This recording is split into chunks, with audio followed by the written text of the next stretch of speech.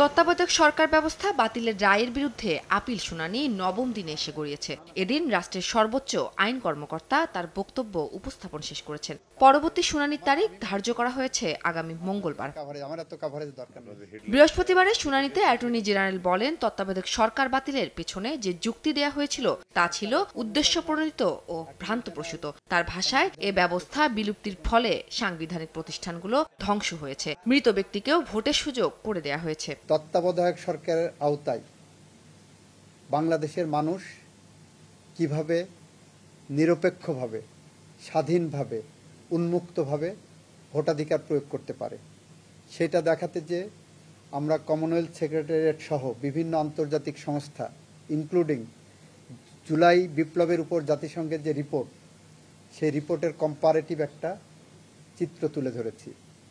তুলে ধরে আমরা বলেছি যে এই চিত্রই বলছে যে কারণে খায়রুল হক সাহেবরা তত্ত্বাবধায়ক সরকার বাতিল করেছিলেন, ওই কারণ যে অযৌক্তিক, ওই কারণ যে পক্ষপাত দুষ্ট, রাজনৈতিক পক্ষপাত দুষ্ট, ওই কারণ যে মানুষের ভোটাধিকারের জন্য সহায়ক না, সেটার প্রমাণ।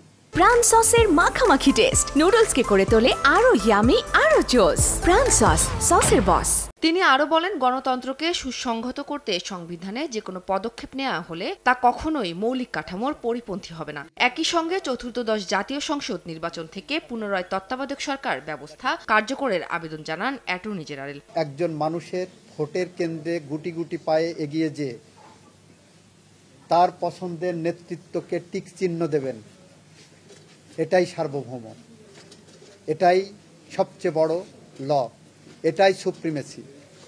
এর থেকে বড় আর কোনো কিছু, কোনো আইন, কোনো সংবিধানের ইন্টারপ্রিটেশন হতে পারে না। 2011 সালে সংখ্যাগরিষ্ঠ মতামতের ভিত্তিতে তত্ত্বাবধায়ক সরকার বাতিল করে রায় দেন সাবেক প্রধান বিচারপতি ABM খায়রুল হকের আপিল বিভাগ। রাজনৈতিক পট পরিবর্তনের পর কয়েকজন ব্যক্তি ও রাজনৈতিক দলের নেতারা নির্বাচনকালীন নির্দলীয় সরকার ব্যবস্থা ফেরাতে আইনি লড়াই শুরু করেন।